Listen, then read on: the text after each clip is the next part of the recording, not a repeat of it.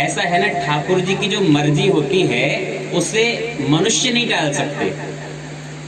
भक्त का हृदय यदि स्वच्छ है, भक्त का हृदय यदि निर्मल है, निष्कपट है, साफ है, और वो चाहता है कि हमारे यहाँ ठाकुर जी का कोई बड़ा आयोजन हो, यद्यपि वो समर्थ नहीं है, भले उसके पास धन की कमी हो, भूमि की कमी हो, जगह की कमी हो, उसके बाद भी यदि उसका हृदय बड़ा है और वो चाहता है कि हमारे घर में कोई पावन आयोजन हो जाए, तो हमें चिंता नहीं अपनी, उन्हें चिंता हमारी है। भक्त की चिंता करने वाले ठाकुर जी होते हैं। भक्त होता ही कौन है अपनी चिंता करने के लिए? जब हमने अपना जीवन समर्पित कर दिया है ठाकुर जी के चरणों में, तो जिस प्रकार से अबोध बालक की इच्छाएं पूरी करने की जिम्मेवारी उनके माता पिता की होती है, उसी तरह से भक्त के भावनाओं की चिंता करने की जिम्मेवारी ठाकुर जी की होती है।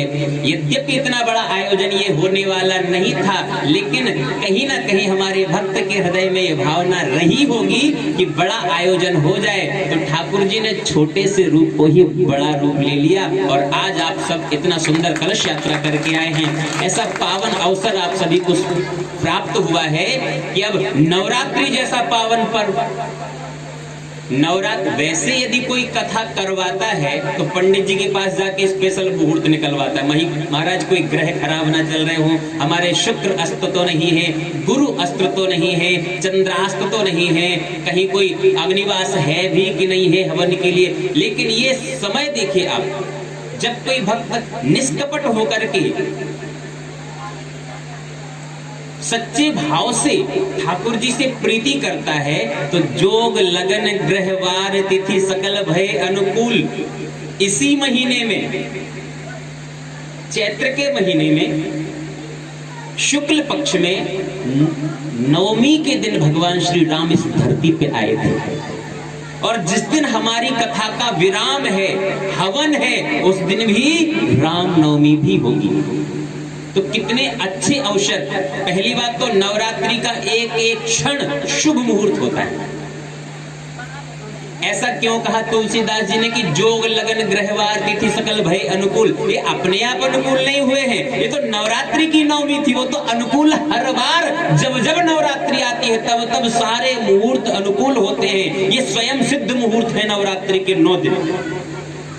इन 9 दिनों में कोई मुहूर्त देखने की आवश्यकता नहीं होती है। और ऐसे नवरात्रि के पावन पर्व पर देवी जी की छत्र छाया में बैठ करके, उनके शुभ मुहूर्त में बैठ करके, हमारे भैया के पूज्य श्री गुरुदेव छाड़द्वारी आश्रम से श्री श्री 108 परम पूज्य महंत श्री त्रिलोकी रामदास जी महाराज की अनुग्रह से, उनके आशीर्वाद से, भैया की विशेष भक्ति प्रेम आग्रह से यह आयोजन हो रहा है। और आप सभी के सहयोग से, आप सभी की श्रद्धा से, प्रेम से यह आयोजन बहुत अच्छे से सफलता की ओर जाएगा, हमें ऐसी पूरी आशा है। प्रथम दिवस में जहां तक है लोग बहुत कम ही होते हैं, क्योंकि कलश यात्रा के बाद सब थक जाते हैं, तो सबको लगता है कि घर पे जाकर के बढ़िया बढ़िया भोजन करो और सो जाओ। लेकिन सबसे अच्छी बात यह है कि इस कलश यात्रा में न तो किसी के पैरों में छाले पड़े हैं, न किसी को बहुत ज्यादा धूप का सामना करना पड़ा होगा, है ना। तो जल्दी जल्दी हो गई, बड़ी अच्छी बात है। मतलब भक्त लोग ज्यादा थके नहीं हैं, इसलिए आराम से बैठे हैं। ठंडाई भी थोड़ी थोड़ी हो गई है सभी की। आइए 10-20 मिनट, आज प्रथम दिवस है, हम तो सोच रहे थे पूरा 3 घंटे कथा करें, लेकिन 8 दिन की कथा रहेगी। वैसे 7 दिन की होती है भागवत, लेकिन इसे 8 दिन की रखा जाएगा। जैसे 2 तारीख आज है, आज बैठकी हो जाएगी, 9 तारीख को 8वां दिन रहेगा, है ना। 2, 3, 4, 5, 6, 7, 8, 9 तारीख को 8वां दिन रहेगा, ठीक है।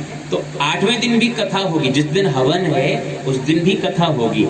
तो कुछ कथा आज हो जाएगी और लास्ट वाली कुछ कथा 8वें दिन हो जाएगी। तो इसे हम लोग कवर कर लेंगे, वो कोई दिक्कत नहीं है। वैसे भागवत जी में श्लोक कितने हैं पता है आपको? 18,000। अगर पूरे श्लोक सुनाए जाएं तो 7 दिन में पूरे होना मुश्किल, या फिर केवल श्लोक ही श्लोक आपको सुनने पड़ेंगे, कथा होना मुश्किल। इसलिए मूल पाठ संस्कृत में पूरा फल प्राप्त करने के लिए संस्कृत में मूल पाठ अलग से होता है और भागवत जी की कथा अलग से, इसीलिए 2-3 ब्राह्मणों को रखना पड़ता है साथ में। और यहाँ पे सारे विधि विधान से कार्यक्रम होंगे। और आइए, एक नियम है, जब हम भगवान की कथा में प्रवेश करें तो अपने मन को निर्मल करने की जरूरत होती है। अब आप लोग कहो महाराज इसका मतलब हम कपटी हैं भाई। हमने कहा कि मन को निर्मल करने की जरूरत होती है, इसका मतलब ये नहीं कि हम कपटी हैं। लेकिन जैसे एक किसी पात्र में हम चाहते हैं कि इस पूरे पात्र को हम दूध से भर दें, है ना, दूध से भरना हम किसी पात्र को चाहते हैं, लेकिन उस पात्र में पहले से ही चने भरे पड़े हो, तो आप बताओ दूध उसमें भर सकता है क्या? नहीं ना। उसी प्रकार से हमारा जो हृदय रूपी बर्तन है ना, हृदय रूपी जो पात्र है, इसमें काम, क्रोध, लोभ, लालच, आलस्य, अहंकार, ये सब वस्तुएं भरी पड़ी हैं, जिन्हें हम मानवता का शत्रु बोलते हैं। लेकिन ये हमारे अंदर भी हैं और आपके अंदर भी है, किसी ना किसी रूप में। यदि हम कहें कि हमारे अंदर अहंकार नहीं है, तो हो सकता है कि हम भगवान के सबसे बड़े भक्त हों, उसी चीज का अहंकार आ जाए। क्या? उसी चीज का अहंकार हो सकता है कि भाई मैं भगवान का बड़ा भक्त हूं, किसी का बिल्कुल बुरा नहीं करता हूं, मुझे किसी से ना लेना एक ना देना दो, किसी से मतलब नहीं रखता हूँ, ना किसी का भला करता हूँ ना किसी का बुरा करता हूँ, ये भी अहंकार है। कहीं ना कहीं से शत्रु हमें पकड़ के बैठे हैं। किसी का बड़ा अहंकार होता है, वो दिख जाता है और टूट भी जाता है, लेकिन किसी के अंदर अच्छा अहंकार होता है, सद्भावना के साथ होता है, तो छुपा रहता है, उससे कोई खास नुकसान नहीं होता। लेकिन हमें अपने हृदय रूपी बर्तन को साफ करना है, कम चमकाना है। निर्मल मन जन सो मोहि पावा, मोहि कपट छल छिद्र न भाव। ठाकुर जी स्वयं कहते हैं कि मेरी कथा और मेरा घर उसके हृदय में होता है जिस हृदय में साफ सुथरा हो, जो हृदय एकदम चमक रहा हो, निर्मल हो, जिसमें कोई ना तो राग हो, ना द्वेष हो, ना कपट हो, ना लालच हो, ना आलस्य हो, ना अहंकार हो। जी हाँ, आलसियों के अंदर भी भगवान नहीं रहते। अब कोई सोचे भाई हम तो आलसी बने बने घर में पड़े रहते हैं, हमें किसी से क्या लेना देना, भगवान का हमने क्या बिगाड़ा। भाई एक शत्रु को तो आपने ले रखा है ना, जिसका नाम आलस्य है। इसलिए इन सभी शत्रुओं को नष्ट करने के लिए हमें क्या करना पड़ेगा? अब जैसे किसी बर्तन को साफ करना है तो आप क्या करते हो? वॉशिंग शॉप करते हो ना यूज, वॉशिंग पाउडर साफ करते हो उसे। उसी प्रकार से एक वॉशिंग पाउडर हमारे पास भी है, हृदय को साफ करने वाला। आपको चाहिए? किसे किसे चाहिए? हाथ खड़े करना। हृदय को साफ करने वाला वॉशिंग पाउडर किसे चाहिए? सबको चाहिए।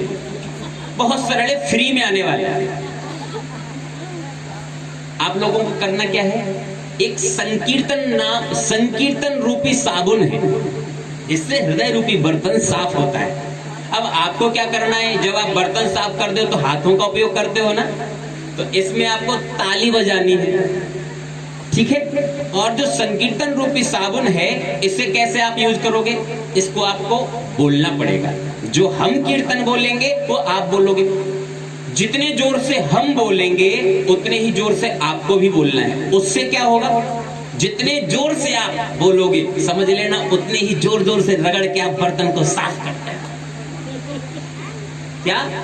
जितने जोर से आप बोलोगे, आपके उतने ही अंदर से काम, क्रोध, लोभ, आलस्य, अहंकार सब शत्रु गेट के बाहर हो जाएंगे। इस बात की गारंटी है। कीर्तन के बाद आप लोगों को एहसास हो जाएगा इस चीज का, लेकिन उसके पहले कंजूसी नहीं करके। बोले भक्तवत्सल भगवान की।